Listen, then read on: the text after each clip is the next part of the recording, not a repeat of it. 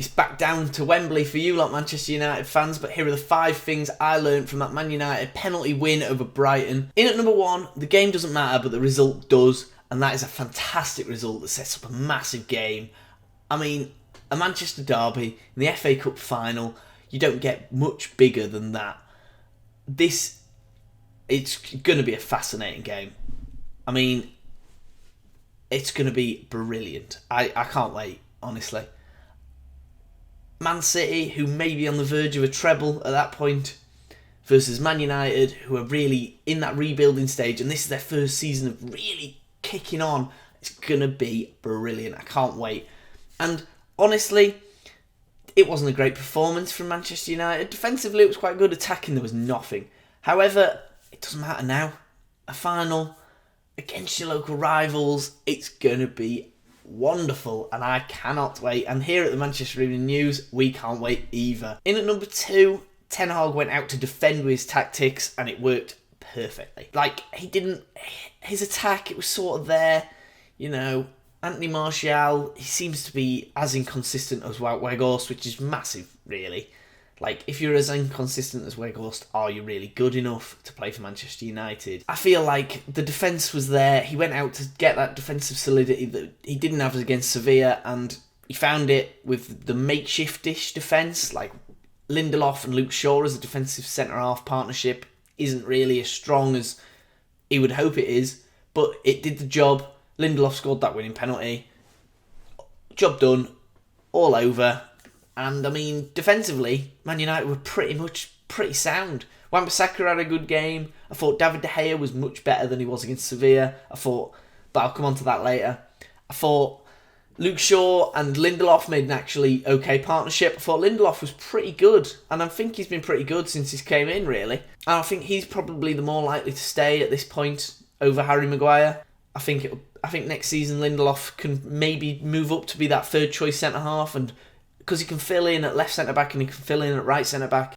But Ten Hag got it right with his defensive tactics, and that is what I was calling for after that game against Sevilla. In at number 3, Bruno Fernandes came in and was excellent. He was Man United's best player in that first half. Second half, it was sort of dropped off a bit, but first half, he was quite easily the best player on the pitch. Everybody just couldn't get near him, really. It was a fantastic performance, and it was what I called, really, in that Sevilla game. Bruno Fernandes needed to come in quickly, and he came in, started, made Manchester United's midfield look good again. And against Sevilla, Man United's midfield was not good. So, I think, well done me, pat on the back, but also, Bruno Fernandes is crucial to this Man United side, and we've seen it so much in recent weeks. In at number 4, Erik ten Hag got David De Gea to change his play style. It kept Man United confident in defence, rather than against Sevilla, where it looked really shaky. De Gea was actually confident with the ball at his feet, and that was because he knew he didn't have to do everything perfectly. He knew he could sort of spray a pass if he could see one, but if there wasn't one, he could just clear it, which he didn't do against Sevilla. Against Sevilla, it looked like he'd been told to go out and try and play with his feet and try and build from the back, which is how Erik ten Hag prefers his sides to play. However, David De Gea is not good enough with the ball at his feet to do that, really. So I think this sort of compromise really suited David De Gea, and he was much better. In at number 5, this will have acted like a live scouting report for Erik ten Hag. Both of Brighton's midfielders in Alexis McAllister and Moises Caicedo are on Man United's radar, as well as about 40 other European clubs. But I think they really proved themselves against the much bigger named midfield of Manchester United. Casemiro, Fernandes, Eriksen are such huge names in the world of football. They're both sort of traditional number 8s more than defensive midfielders, so I think they'd play that Eriksen role. And I think a traditional number 8 is really where Manchester United would be looking to strengthen in summer, as well as a striker and as well as like a centre-back, maybe a goalkeeper, maybe a full-back, and maybe some backup players here and there. But I do think that a number 8 is where Manchester United's side can most clearly be improved for the least amount of money, really.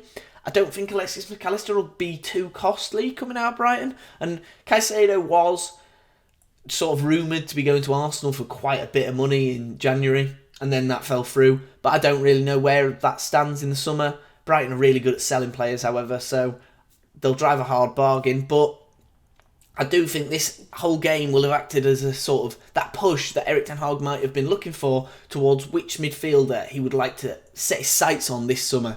So Manchester United fans, what did you learn from the game? Make sure to let us know in the comments. Keep it locked to the Manchester Evening News for all the best Manchester United coverage. And if you're a Man City fan, go and check out my colleague on the Manchester City channel and on the Manchester Evening News as well. And see you next time.